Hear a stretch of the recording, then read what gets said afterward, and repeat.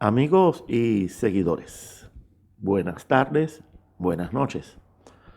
Antes de pasar al asunto principal de este espacio que inaugura la serie de los videogramas, necesito transmitirles tres novedades. La primera es que tuve un problema con mi computadora y esto nos impidió seguir produciendo nuestros videos. Este problema está en vías de solucionarse. Esto ya lo informé por Twitter. Mientras tanto, tomamos la decisión de, para no dejar pasar más tiempo, de inaugurar esta nueva modalidad de telegramas de guerra, pero en modalidad video. En otras palabras, videogramas. Eh, en estos videogramas no nos verán, solo nos escucharán.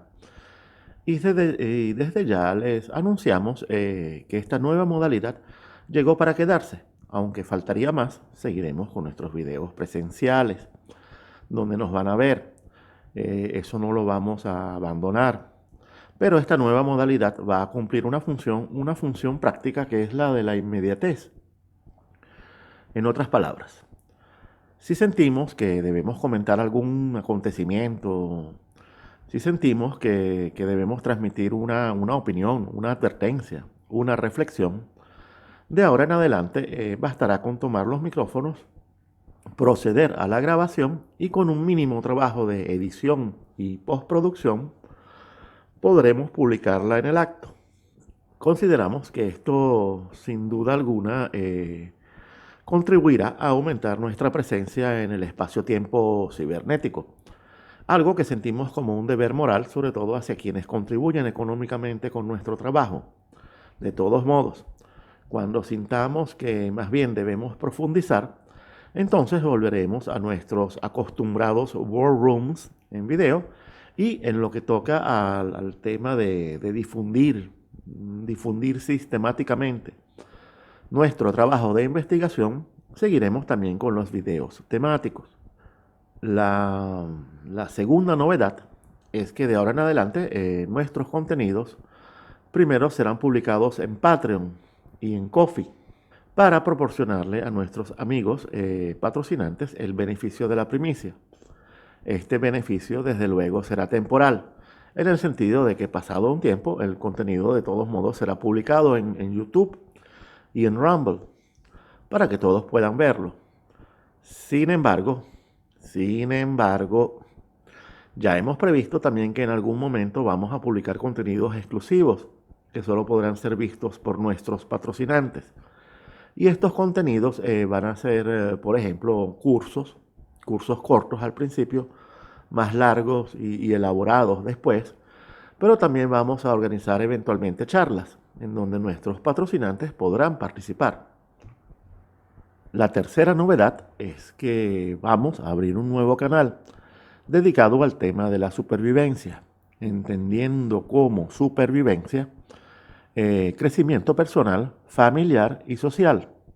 En otras palabras, este va a ser un canal dedicado al desarrollo de facultades básicas para la supervivencia, las cuales deberán pasar necesariamente por un proceso de crecimiento personal y de crecimiento como miembros de una familia y de una comunidad. Solo así podremos finalmente hablar con propiedad de ciertos conceptos como seguridad, supervivencia, resistencia y también de resiliencia, pero no como la entiende el globalismo, sino como la debemos entender nosotros para hacer frente precisamente, para poder enfrentar justamente la arremetida del mismo globalismo. Y, desde luego, y en la medida que logremos esos grados de desarrollo de adentro hacia afuera y de arriba hacia abajo, también podríamos abordar con propiedad un concepto fundamental, el de la antifragilidad, que va a ser la facultad que podría permitirnos crecer en el caos y el desarrollo de este poder, porque es un poder. Esto va a ser muy importante porque los tiempos por venir se van a caracterizar por ser tiempos caóticos en grado creciente. Bueno amigos, ahora pasemos al tema que me interesa exponer hoy. que es el tema de la guerra inevitable, sea fría o caliente, o ambas. Tema que ya comencé a exponer en Twitter, pero lo dejé en suspenso para poder desarrollarlo mejor, inaugurando justamente este primer videograma.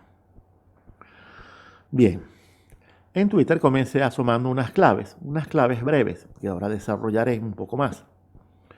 La primera es que el presidente de los Estados Unidos, Joe Biden, necesita una guerra.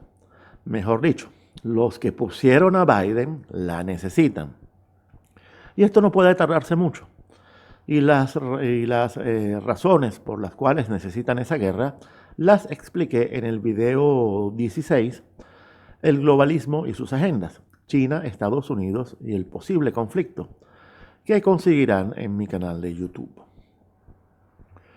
La otra clave que asomé es que Recep Erdogan, el muy autocrático presidente de Turquía, Erdogan hace rato que está buscando pleito.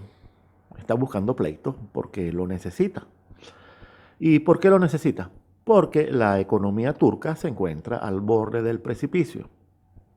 Erdogan, por razones internas que no detallaré en este momento para no hacer este videograma tan largo, Erdogan ha estado jalando las cuerdas de su poder hasta el límite, forzando situaciones de intromisión bélica y de expansionismo muy agresivo, que superan ampliamente todos los límites de lo que ese país puede dar en lo económico, lo político, lo geopolítico y también en lo militar.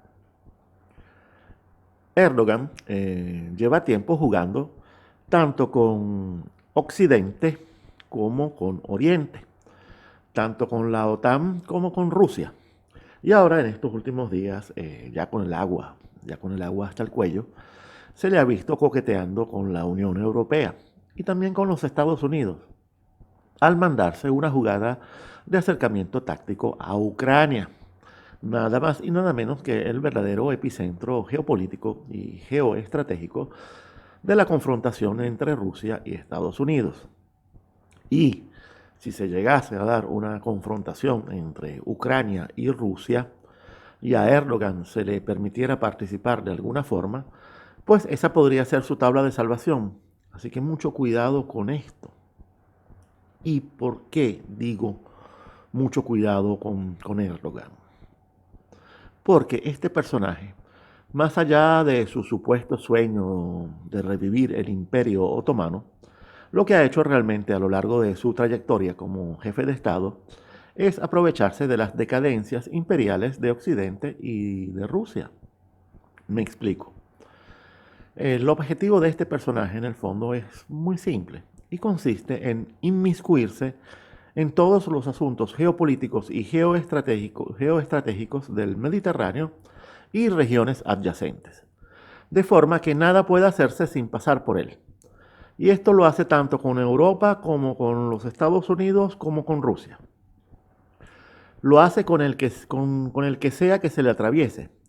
Y esto le permite adquirir un poder de chantaje, de negociación, de peaje, que es la clave de su poder y de su permanencia en el poder.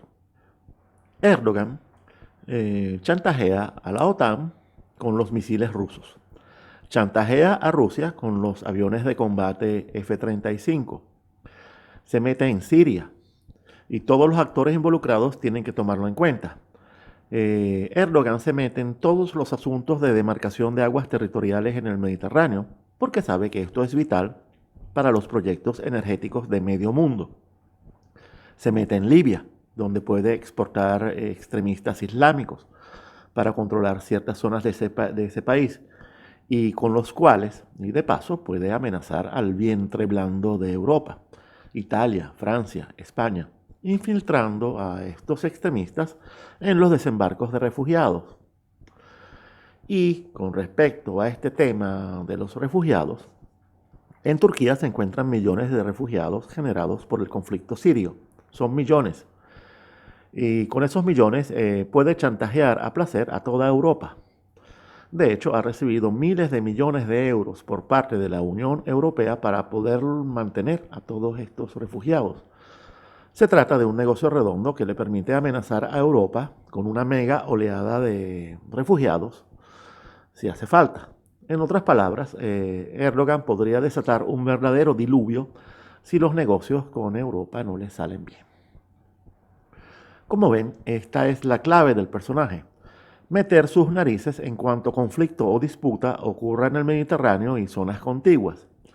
Y como Turquía es una nación estratégica por donde se le mire, como bisagra múltiple entre diversas zonas geoestratégicas de Europa, África, Asia, pues se ha convertido en un dolor de cojones con el cual hay que tratar para cualquier asunto sensible relacionado con esa vasta zona tanto marítima como terrestre.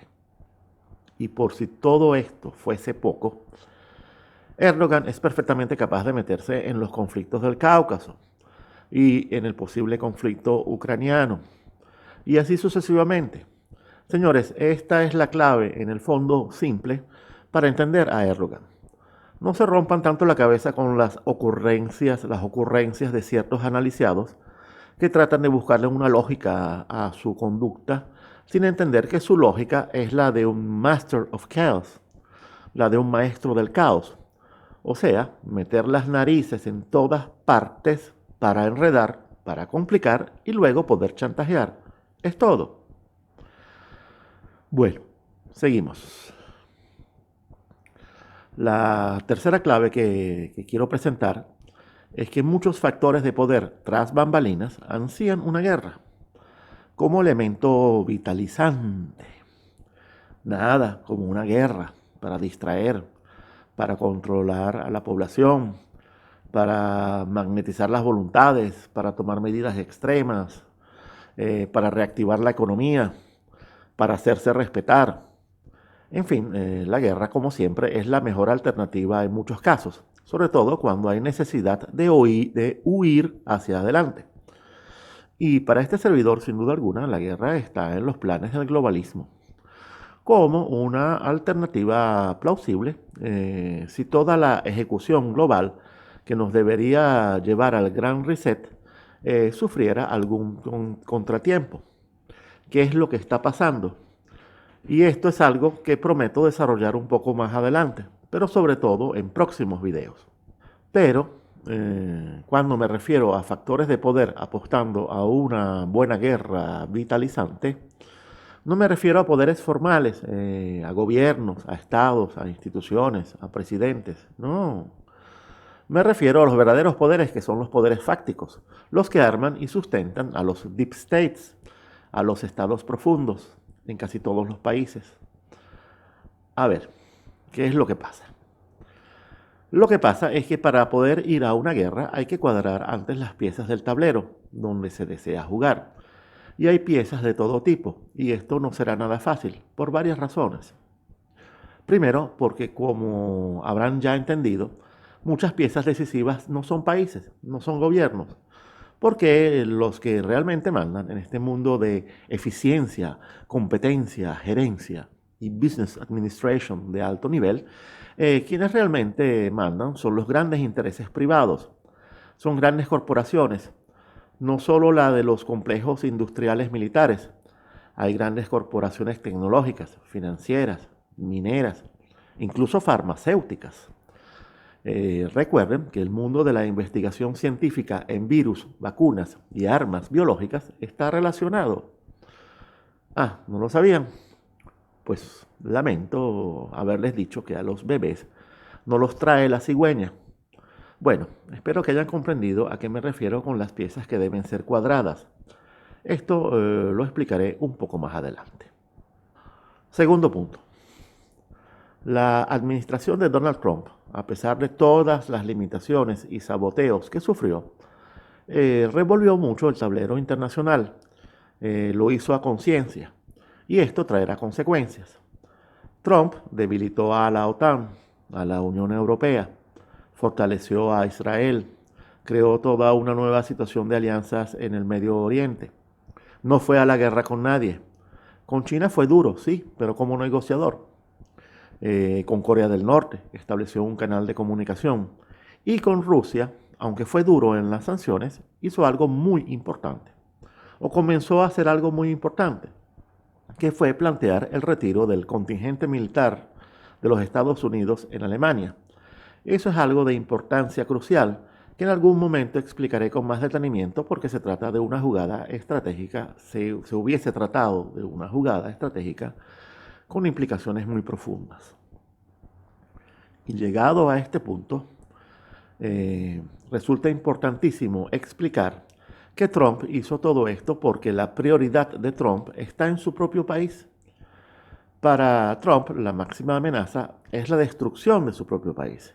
Y el frente donde realmente le interesa combatir es en el frente interno, en su propio país. Para Trump, todo pasa primero por salvar a los Estados Unidos. Y tiene toda la razón. Porque si los Estados Unidos llegaran a caer definitivamente en la máquina de cortar tontos del globalismo, pues adiós luz que te apagaste. Ese sería el triunfo, un triunfo casi definitivo del mal y una condena casi imposible de revertir para la civilización occidental y la humanidad. Porque lo que está en juego, señores, no es la libertad. Señores, no se trata solamente de la libertad. Lo que está en juego es algo que lo abarca todo. Lo que está en juego es todo nuestro mundo, nuestro cosmos. Lo que está en juego es nuestra civilización y por lo tanto la humanidad. Y la tercera razón por la cual cuadrar las piezas del tablero para poder ir eventualmente a una guerra es que muchos países, comenzando por Estados Unidos, podrían crearse, justamente como lo acabo de decir, podrían crearse frentes internos.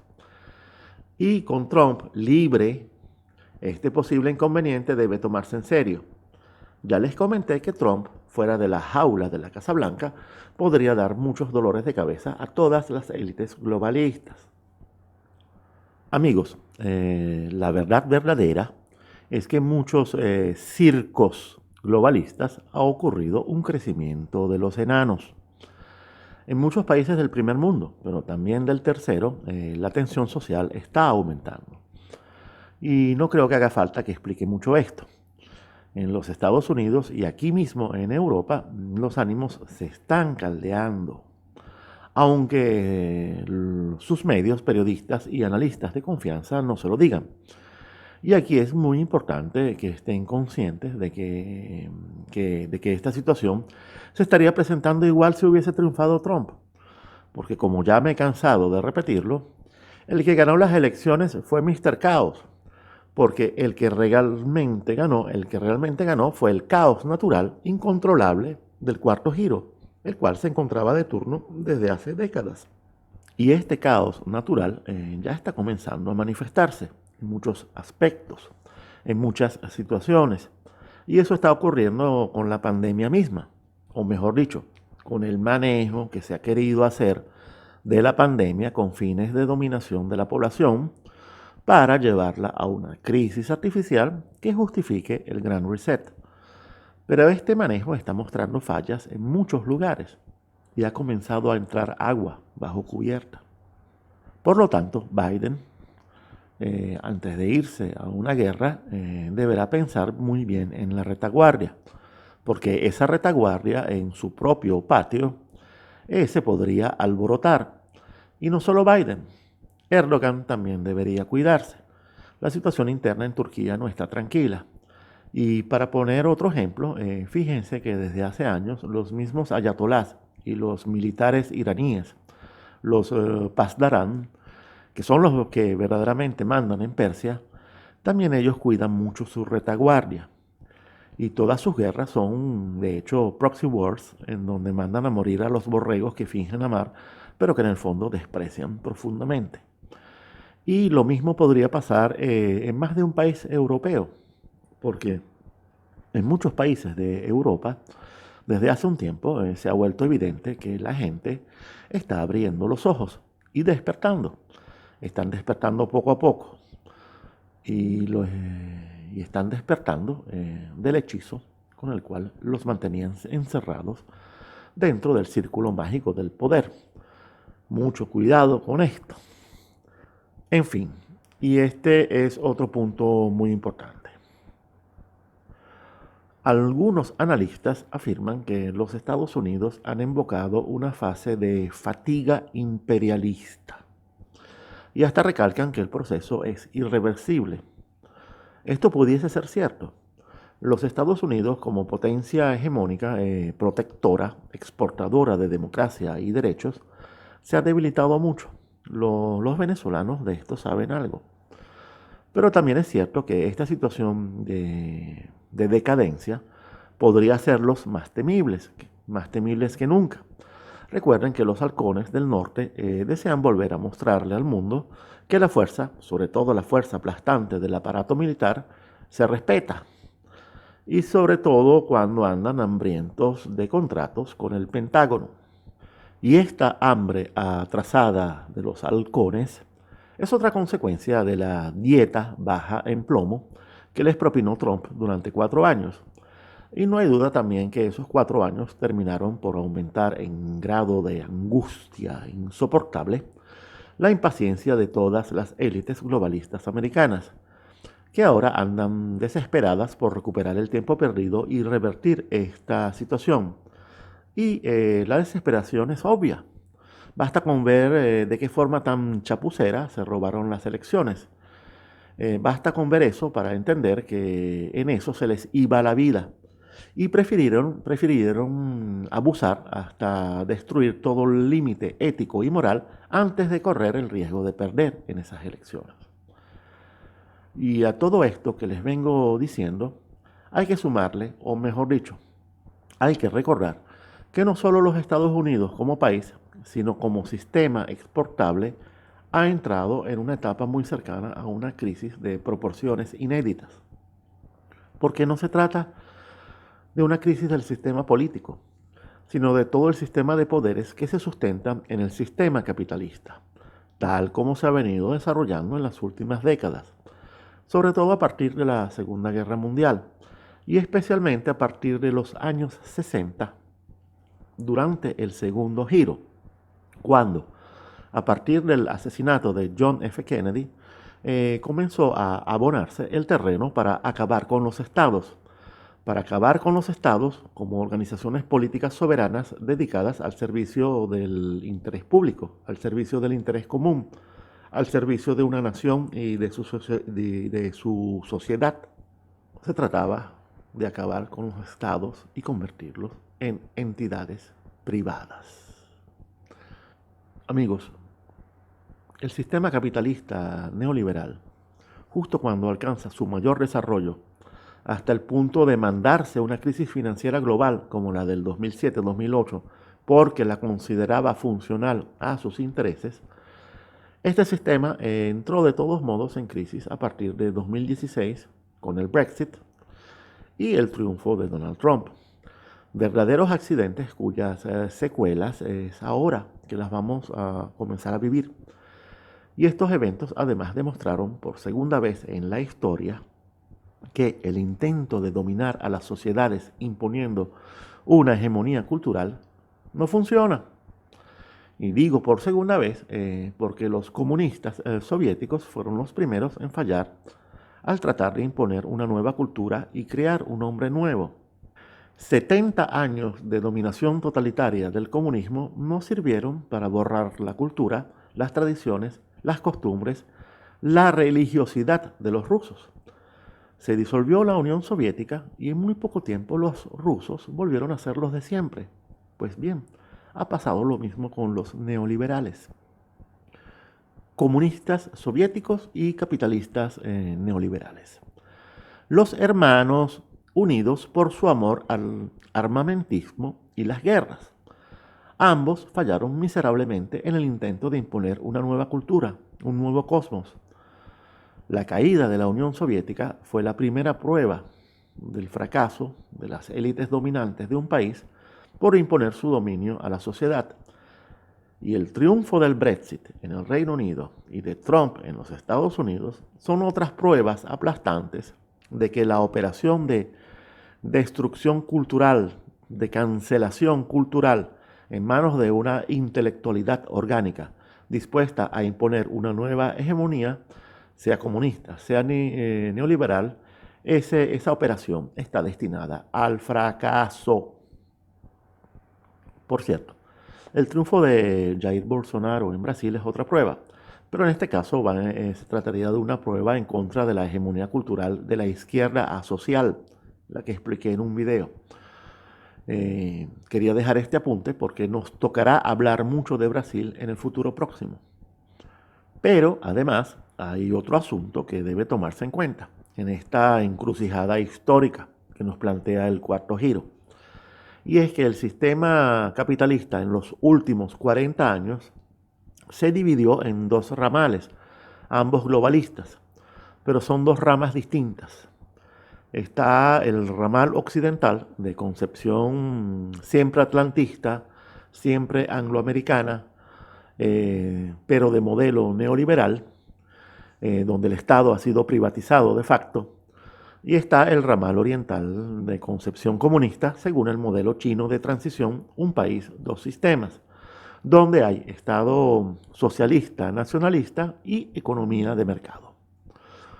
Y en ambos ramales no hay democracia, aunque en Occidente todavía insisten en hacernos creer que somos estados democráticos, estados de derecho. Por lo menos en China son más sinceros. Y dentro de esta división en dos ramales, el globalismo occidental apunta a un nuevo orden mundial con un gobierno único mundial, con la supresión de naciones, identidades y culturas, que en todo caso y en el corto plazo apuesta por un mundo bipolar, siempre y cuando eso sirva para mantener los poderes que giran en torno a la industria armamentista, que es lo mismo que decir la industria tecnológica, esa que le da basamento real, tangible, al Estado tecnocrático omnipotente. Y es por esta razón que el globalismo occidental le apuesta siempre y en todo momento a una reedición de la Guerra Fría, que es el negocio máximo. Mientras que el globalismo oriental, el del comunismo versátil chino, apunta a la construcción de un mundo multipolar, multilateral, en donde las naciones, al menos en un primer momento, pueden seguir existiendo. De hecho, el comunismo chino es nacionalista. Pero no les quede duda de que el comunismo versátil chino estratégicamente apunta hacia el globalismo, sobre todo porque eso ha facilitado el ascenso de China a potencia en tiempo récord. Y muy pronto este mismo proceso globalista la llevará a ser la primera potencia. Por lo tanto, ambos ramales comparten gran parte de la agenda globalista, sobre todo las agendas de la ONU, y en muchos casos, por lo tanto, colaboran, pero por razones que ya he ido explicando en mis videos, desde la llegada de Xi Jinping en 2012 y con la llegada de Trump en 2016, se comenzó a precipitar una situación que ha llevado a estos dos ramales a una confrontación cada vez más parecida a una guerra, y que de hecho es una guerra en muchos frentes, frentes de guerra irrestricta, donde la pandemia que estamos sufriendo es una expresión cuyo verdadero artífice está lejos de saberse, pero podría representar una tremenda sorpresa. Y dentro de esta guerra irrestricta, soterrada en muchas partes, pero que está aflorando y volviéndose visible a ritmo más que evidente desde hace unos meses, de estos dos ramales, el que está venciendo sin duda alguna es el ramal del comunismo versátil chino.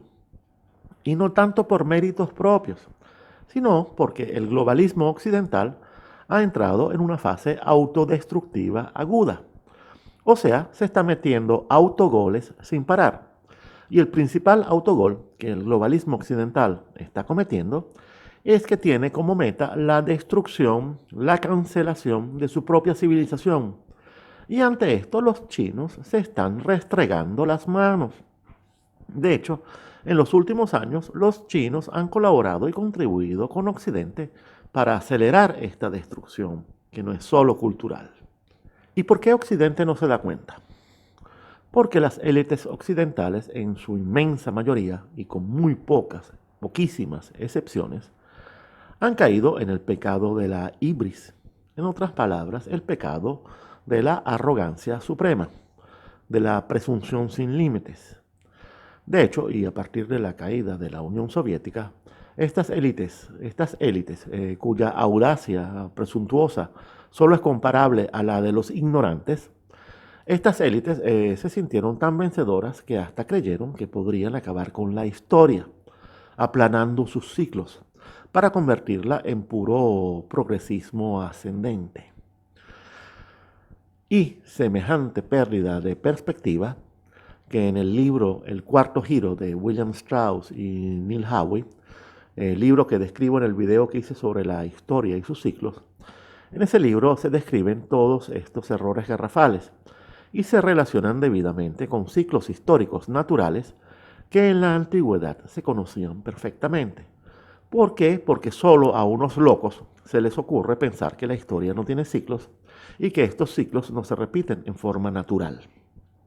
Y hablando de la antigüedad, los griegos, con respecto al pecado de la ibris o de la presunción ilimitada, con respecto a este pecado, los griegos aseguraban que los dioses primero volvían locos a quienes querían destruir, y lo hacían subiendo antes a los condenados hasta el monte más alto de la soberbia, para luego mandar a Némesis, la diosa de la justicia reparadora, la diosa de la justicia divina, para que se hiciera cargo de ellos. Bien, y volviendo con el problema de cuadrar las piezas para ir a la guerra,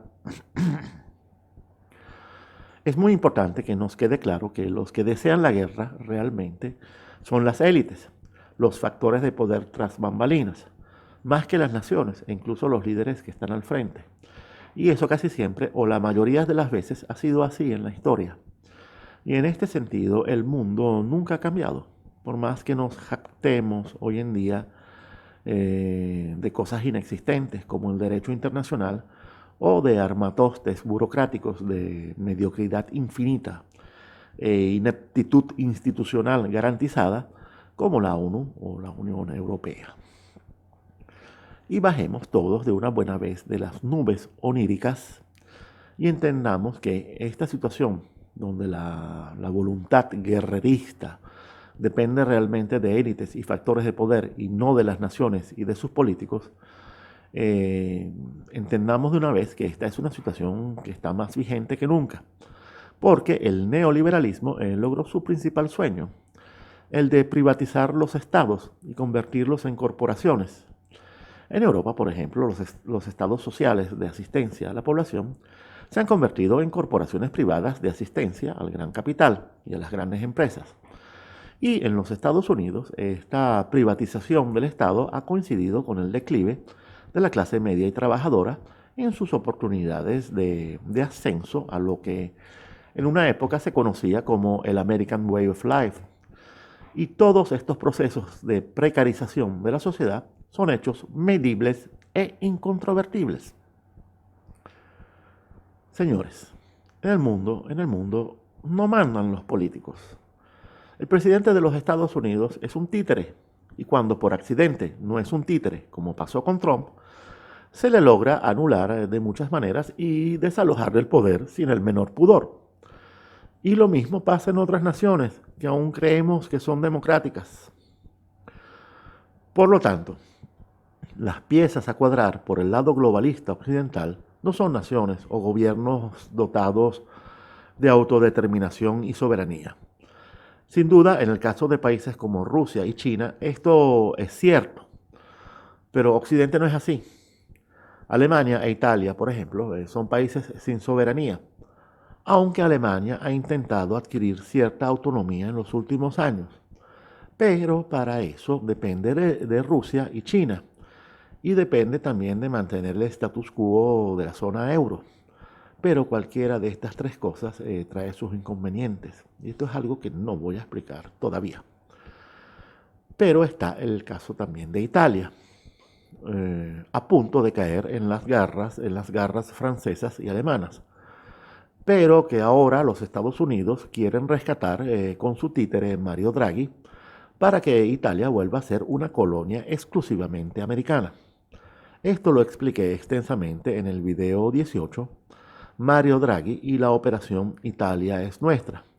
La coyuntura globalista pasará por Roma. Y está también el caso del Reino Unido.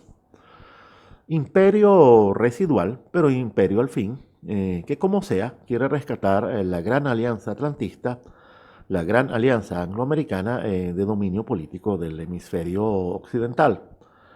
Los británicos, aunque sería más correcto decir los ingleses, están tratando de recuperar el terreno que perdieron en Europa con el accidente Brexit y con el superaccidente de Donald Trump. Pero la tarea es casi imposible y una de las pocas salidas que tienen para remediar esto, que sería la de provocar una guerra con Rusia o China, eh, esa salida está muy lejos de ser una garantía de éxito, por varias razones. Y una de estas es que no me cabe duda de que cierta élite alemana a estas alturas debe haber captado que tras la derrota de Rusia vendría la derrota de la influencia de China en el patio europeo y a Alemania le tocaría volver a ser una nación sumisa al designio atlántico de los angloamericanos. Amigos, el principal problema de los poderes globalistas occidentales es que residen en el gran capital, en las grandes finanzas, en las grandes corporaciones. Y estos intereses nunca son monolíticos. Estos poderes, como son liberales por naturaleza, solo son fieles al éxito. Son darwinistas, nunca tienen hermanos, solo socios y siempre mientras convenga. En las crisis financieras y de los mercados hay vencedores y perdedores, y el ganador se lo lleva todo y el perdedor, si acaso, tiene derecho a sobrevivir. Y cuando estos poderes y estos intereses logran colonizar un Estado, porque el Estado debe ser eficiente, debe ser como una empresa, debe ser dirigido por gerentes, pues cuando eso ocurre se instaura una lógica competitiva por el poder completamente ausente no solo de toda moral y ética personal, individual, sino de todo sentimiento patriótico con respecto a la nación, la cultura y la pertenencia. Y todo esto es un gran punto de debilidad que no existe en países como Rusia y China, donde sus líderes se han encargado de hacer saber muy bien quién manda, y en donde existe un interés nacional de preservación, de defensa, de protección y fortalecimiento de la nación soberana por encima de todo. Bueno, muy bien, amigos y seguidores. Ha llegado el momento de decirles que es todo por hoy. Este tema del desarrollo inevitable de posibles conflictos a escalas tanto nacionales como internacionales, prometo desarrollarlo en sus varias aristas, cada una de las cuales merece atención y profundidad. Y con esta nueva modalidad espero aumentar la frecuencia de mis videos. Así que muchas gracias por la atención e infinitas gracias a los que colaboran con nuestra sustentación económica y a los que desean contribuir con nuestro trabajo. Esto es algo muy fácil y económico y las indicaciones las encontrarán en el texto adjunto a este video. Mientras tanto, y por favor, cuídense y hasta pronto, muy pronto.